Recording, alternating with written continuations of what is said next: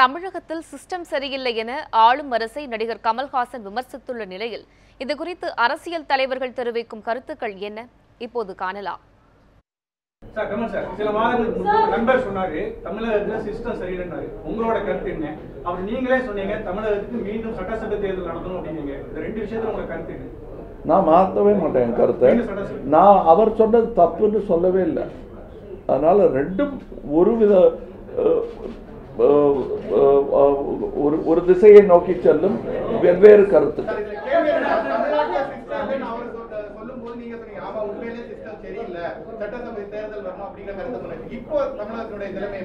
இல்ல, நீங்க தப்பா சொல்றீங்க. குரானாலஜியை தப்பா சொல்றீங்க. முதல்ல சொன்னது நான் தான். எப்ப சொன்னேன்னா ஒரு 1.5 வருஷம் முன்னாடி சிஸ்டம் சரியில்லைங்கிறத சொல்லியிருக்கேன். இப்ப மறுபடியும் அதை வழிமுறையிடாங்க. ரொம்ப நன்றி. நீங்களும் சொல்றீங்களே நன்றின்னு சொல்லியிருக்கேன். இது கமலஹாசன் இதோட நிறுத்திக்கணும். இன்னும் திரைப்பட துறையை சேர்ந்தவங்களுக்கு நல்லது பண்ணணும்னு சொல்லி அரசாங்கம் இன்றைக்கி பார்த்தீங்கன்னா இப்போ விருது அறிவிச்சதுக்கு நேற்று விஷால் உட்பட அத்தனை பேர் எல்லாம் நன்றி சொல்லிட்டு போயிருக்காங்க. எல்லாருமே முதலமைச்சர் பார்த்து இது ரொம்ப நன்றி சொல்லி ரொம்ப ரொம்ப சந்தோஷமாக அவங்கெல்லாம் ரொம்ப நன்றி சொல்லிட்டு போயிருக்காங்க. கமலஹாசன் போன்றவர்கள் தவறாக தேவையில்லாதெல்லாம் பேசக்கூடாது. பேசுனா நீங்கள் எதோ பேசுங்க. என்ன ஆதாரத்தில் ப்ரூவ் பண்ணுங்க பார்ப்போம். அதெல்லாம் இல்லை. என்ன அதெல்லாம் மொத்தமாக சொன்னால் மொத்தமாக இனிமேல் பேசலாமா? இப்போ கமலஹாசன் இதுவரை எடுத்துகிட்டு இருக்க படங்களுக்கு மற்றதுக்கெல்லாம் என்ன நீங்கள் டேக்ஸ் கட்டுங்க எல்லாமே பார்க்கலாம். இதுவரை நீங்கள் இதுவரை ஆரம்பத்தில் எடுத்துலாம் எல்லாம் பார்க்கலாமா? இதில் என்டர்டைன்மெண்ட் எலிமெண்ட்டும் இல்லை, இன்ஃபர்மேஷன்ஸும் இல்லை. It is nothing but a bullshit. அந்த புல்ஷிட்டை மண்டையில் ஏற்றிக்கிறதுக்கு ஒரு நிகழ்ச்சியாக ரொம்ப அருவருக்கத்தக்க நிகழ்ச்சி. என்னோட ஒப்பீனியன் இதை பிக் பாஸை பொறுத்த வரைக்கும் Bigg Boss is equal to bullshit. அவ்வளோதான். அதை பற்றி மற்றவர்கள் கருத்து சொல்கிறத பற்றி நான் அதுக்கு ஒன்றும் கருத்து சொல்கிறதா இல்லை. என்ன அரசு பல துறைகளில் ஊழல் அதிகமாக இருக்குது அப்படின்னு சொல்கிறாரு. அப்போ அது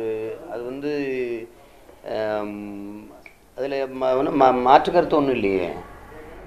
எல்லா துறைகள்லேயும் ஊழல் இருக்கிறது உண்மை தானே. இன்னும் இந்த ஆட்சின்னு இல்லை, நீண்ட காலமாக கடந்த 10 ஆண்டுகளில் மட்டும் 70 லட்சம் கோடிகளுக்கு மேலே ஊழல் நடந்திருக்குதுன்னு செய்தியில் தொலைக்காட்சியிலே செய்தியில் சொல்கிறாங்க. அப்போ அது ஊழல் நடக்குது, ஊழல் ஆட்சி, ஊழல் அதிகமாக இருக்குதுன்னு சொல்கிறதுல அதில் என்ன பெரிய குற்றம் இருக்குது? அரசை விமர்சிக்கவே கூடாது. விமர்சித்தா அதுக்கு கைது பண்ணுவோம், சிறையில் போடுவோம்னா இது எந்த மாதிரி இதுனே புரியல. இது என்ன அவ்வளவு கொடுமையான சர்வாதிகார ஆட்சி என்ன? அவர்களுக்கு நான் சொல்ல விரும்புவது, 100 நாட்கள் எங்கோ ஒரு இடத்தில் அமர்ந்து வெட்டி அரட்டை அடித்துக் கொண்டிருக்கிற அவர்கள் 10 நாட்கள் சேரி மக்கள் வாழும் பகுதிக்கு வந்து தங்கட்டும். அப்போது சேரி மக்களின் பண்பாட்டை, நாகரிகத்தை, அவர்களிடையே நிலவுகிற மனித நேயத்தை, இரக்க குணத்தை, அரவணைக்கும் பெருந்தன்மையை அவர்கள் புரிந்து கொள்வார்கள். இப்போ அவர் பிக் பாஸ்னு ஒரு நிகழ்ச்சி நடத்திட்டு இருக்காரு. அந்த நிகழ்ச்சிக்கு அவருக்கு விளம்பரம் தேவை.